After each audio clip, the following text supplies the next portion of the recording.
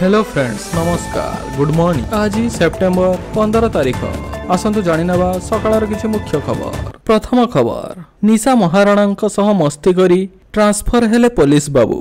केन्दुझर जिला Patna थानार police ASI Saroj Kumar सेठी को अचानक बदली को नहीं एबे खूब शीघ्र चर्चा। कुआडे आगरू विवाद नथिले कि तांको नारे भी सेमिति किछि अभियोग नथिला, किंतु राताराती काहेकि होइगला ट्रांसफर। कह जाउछि आइटम गर्ल निशा महाराणा सह किछि विवादकर फोटो उठाइबा जोगु तांकर बदली होइछि।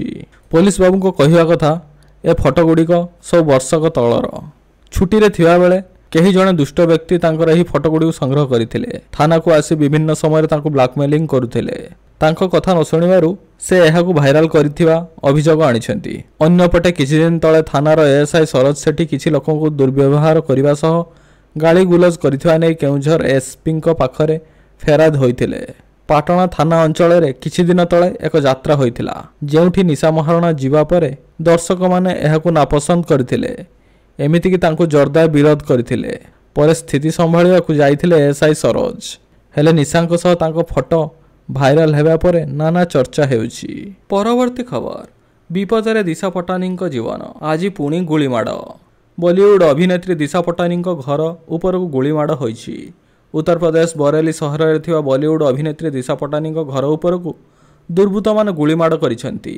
एही घटना को नै गैंगस्टर गोल्डी बरार गैंग निजको दायी करिछि। एही मामलार अभिनेत्री दिशा पटानीको बापा कहिसेंती जे परिवार समस्त सदस्य घरे थिबा बेले गत राति एभली गुलीमाड़ होइछि। दिशा पटानीको बापा जगदीश सिंह पटानी जणे अवसरप्राप्त डीएसपी। ताको कहिवा कथा विदेशी बंधुकरे तांको घर ऊपर गुलीमाड़ होइछि। एथिसह प्रेमानंद जी महाराजଙ୍କ सहित विवाद मामला रे कहार मन को जदि व्यथित करछि सेथिबाई से क्षमा मध्य मागिचंती। अपर पक्षरे अभियुक्तों को धरिया को पुलिस पक्षरु 5टी टीम गठन कराइछि। गतकाली मध्य बॉलीवुड अभिनेत्री दिशा पटानीको घर ऊपर गुलीमाड़ करथिले दुर्बृत्त। उत्तर प्रदेश बरेली सिविल लाइन्स रे थिबा बॉलीवुड अभिनेत्री दिशा पटानीको घर बाहर अनेक गुली चालना करा जायतिला। 2 जण अज्ञात आक्रमणकारी अभिनेत्री घर बाहर गुली चलाइथिले।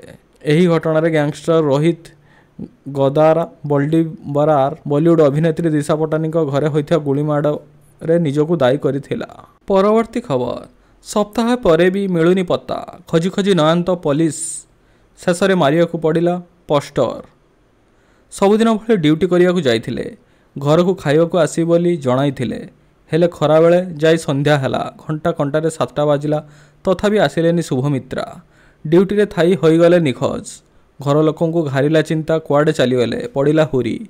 बहु खोजाखोजी कले, पुलिस खबर भी देले। 6 दिन धरी गड़ी जाइथिले भी एजाए तांकर पता मिलेनी। ट्राफिक कनेस्टेबल शुभमित्रा को कहीं अपहरण करि नैथिवार संदेह करा जाउछि। पुलिस कमिशनर को भेटी झियो को शीघ्र खोजी आने को अनुरोध करिसेंती बापा। शुभमित्रा साहू तांकर बयस 25। घर खर्दा जिला पिचुकुली गाँ। से भुवनेश्वर सूर्यनगर में रहुथिले। कमिशनरेट पुलिस मुख्यालय रे थिबा डीसीपी ट्राफिक कार्यालय रिजर्व ऑफिस आरओ सेक्शन रे काम करती। गत 6 तारिख सकाळे शुभमित्रा ऑफिस जाइथिले। दीपर खाइबा को घर को आस्थान्ते, किंतु सेदिन आसी नथिले। किछि खबर न पाई से दिन राति रे परिवार लोक कैपिटल थाना रे अभियोग करथिले। पुलिस शुभमित्रा को फोटो और सबु थाना को पठाइथिला।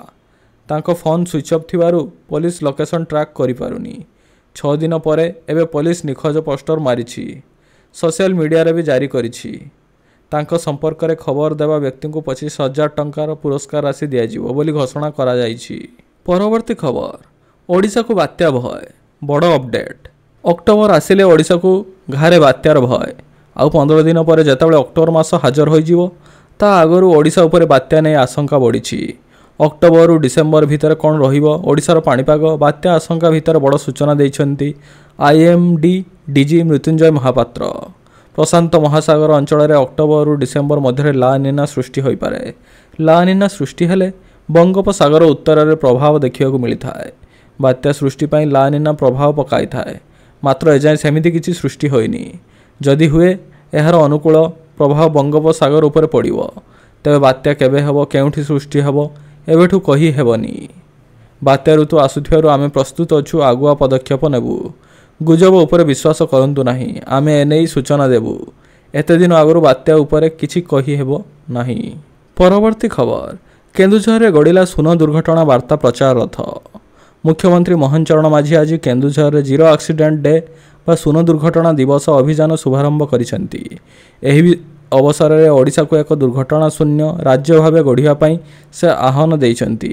ବାଣିଜ୍ୟ ଓ ପରିବହନ ବିଭାଗ ଦ୍ୱାରା ଆୟୋଜିତ ଏକ କାର୍ଯ୍ୟକ୍ରମରେ ଜିରୋ ଆକ୍ସିଡେଣ୍ଟ ସେଲ୍ଫି ପଏଣ୍ଟକୁ ମୁଖ୍ୟମନ୍ତ୍ରୀ ଉଦ୍ଘାଟନ କରିବା ସହ ଜିଲ୍ଲାର ସମସ୍ତ 13ଟି ବ୍ଲକରେ ସଡ଼କ ସୁରକ୍ଷା ସଚେତନା ତଥା ସୁନ ଦୁର୍ଘଟଣା ବାର୍ତ୍ତା ପ୍ରଚାର ରଥର ଶୁଭାରମ୍ଭ କରିଥିଲେ।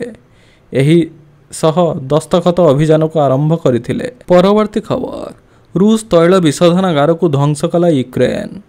ଗତକାଲି ରାତିରେ ୟୁକ୍ରେନ ପକ୍ଷରୁ ରୁଷିଆର ପ୍ରମୁଖ ତୈଳ ବିଶୋଧନାଗାର ଉପରେ ଏକ ବଡ଼ ଧରଣର ଡ୍ରୋନ୍ ଆକ୍ରମଣ କରାଯାଇଛି। ଆକ୍ରମଣ ପରେ ଆକାଶରେ କଳା ଧୂଆଁ ଏବଂ ଉଚ୍ଚ ଅଗ୍ନିଶିଖା ଉଠୁଥିବା ଦେଖାଯାଇଥିଲା।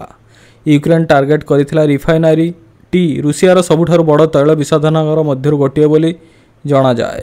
ଆକ୍ରମଣ ପରେ ରିଫାଇନାରୀରେ ଏକ ବଡ଼ ଅଗ୍ନିକାଣ୍ଡ ଘଟିଥିଲା।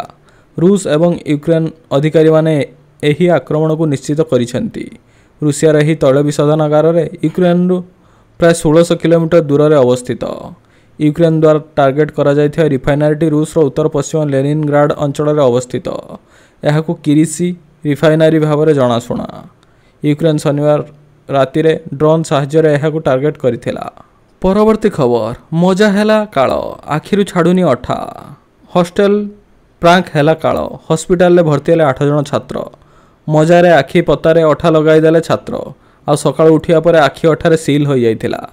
ଏପରି ଘଟଣା ଦେଖିବାକୁ ମିଳିଛି କନ୍ଧମାଳ ଶଳାଗୁଡ଼ାରେ ସେବାଶ୍ରମ ବିଦ୍ୟାଳୟ ହଷ୍ଟେଲରେ। ସେହି ହଷ୍ଟେଲରେ ଦ୍ୱିତୀୟ, ତୃତୀୟ, ଚତୁର୍ଥ ଶ୍ରେଣୀର କିଛି ଛାତ୍ର ହଷ୍ଟେଲରେ ସେମାନଙ୍କ ସାଙ୍ଗମାନଙ୍କ ସହ ମଜା କରିବା ପାଇଁ ସେମାନେ ଶୋଇଥିବା ବେଳେ ଆଖିରେ ଅଠା ମାରି ଦେଇଥିଲେ। ସେମାନଙ୍କ ଆଖିରେ ଯନ୍ତ୍ରଣା ହେବାରୁ ସେମାନେ ଉଠି ଯାଇଥିଲେ, ହେଲେ ସେମାନଙ୍କ ଆଖି ଆଉ ଫିଟି ନଥିଲା। ଅଠାରେ ସେମାନଙ୍କ ଆଖି ସିଲ୍ ହୋଇଯାଇଥିଲା। ସେମାନଙ୍କ ମଧ୍ୟରୁ କିଛି ଛାତ୍ର ଲଗାତାର କାନ୍ଦୁଥିଲେ। ତେବେ ଡାକ୍ତର ଖୁବ୍ ଯତ୍ନର ସହ ତାଙ୍କ ଆଖି ଖୋଲିବାକୁ ଚେଷ୍ଟା କରୁଥିଲେ। ଡାକ୍ତର କହିଥିଲେ ଛାତ୍ରମାନଙ୍କ ଆଖି ଖୁବ୍ ଅଧିକ ଖରାପ ହୋଇଯାଇଛି। ଯଦି ସଠିକ୍ ସମୟରେ ତାଙ୍କର ଆଖିର ଚିକିତ୍ସା ହୋଇନଥାନ୍ତା ତେବେ ସେମାନେ ନିଜର ଦୃଷ୍ଟି ଶକ୍ତି ହରାଇ ଦେଇଥାନ୍ତେ। ତେବେ ସେମାନଙ୍କ ମଧ୍ୟରୁ ଜଣକୁ ହସ୍ପିଟାଲରୁ ଡିସଚାର୍ଜ କରାଯାଇଥିବା ବେଳେ ଅନ୍ୟ 7 ଜଣ ଏବେ ବି ଚିକିତ୍ସା ଅବସ୍ଥାରେ ଅଛନ୍ତି। ସେପଟେ କନ୍ଧମାଳ ଜିଲ୍ଲା ପ୍ରଶାସନ ସେହି ବିଦ୍ୟାଳୟର ପ୍ରଧାନ ଶିକ୍ଷକ ମନୋରଞ୍ଜନ ସାହୁଙ୍କୁ ସସ୍ପେଣ୍ଡ କରିଦେଇଛି। ଏପରି ଘଟଣା କିପରି ଘଟିଲା ତାକୁ ନେଇ ଉଚ୍ଚସ୍ତରୀୟ ତଦନ୍ତ ଆରମ୍ଭ ହୋଇଛି। ପରବର୍ତ୍ତୀ ଖବର, କଂଗ୍ରେସକୁ ମୋଦିଙ୍କ ଟାର୍ଗେଟ୍, ମୁଁ ଶିବଙ୍କ ଭକ୍ତ, ସବୁ ବିଷ ପିଇଯାଏ। ନର୍ଥ ଇଷ୍ଟ ମିଶନରେ ଅଛନ୍ତି ପ୍ରଧାନମନ୍ତ୍ରୀ ନରେନ୍ଦ୍ର ମୋଦି। ଆସାମକୁ ପ୍ରଧାନମନ୍ତ୍ରୀ ବଡ଼ ଉପହାର ଦେଇଛନ୍ତି। ଗସ୍ତରେ ଦ୍ୱିତୀୟ ଦିନରେ ଦାରଙ୍ଗରେ ଆୟୋଜିତ ଜନସଭାରେ 18,530 କୋଟି ମୂଲ୍ୟର ପ୍ରକଳ୍ପର ଶିଳାନ୍ୟାସ ଓ ଉଦ୍ଘାଟନ କରିଛନ୍ତି ପିଏମ୍ ମୋଦି। ଆସାମର ଦାରଙ୍ଗରେ ଏକ ସାଧାରଣ ସଭାକୁ ସମ୍ବୋଧିତ କରି ପ୍ରଧାନମନ୍ତ୍ରୀ ମୋଦି କଂଗ୍ରେସ ଉପରେ ପ୍ରବଳ ବର୍ଷିଛନ୍ତି।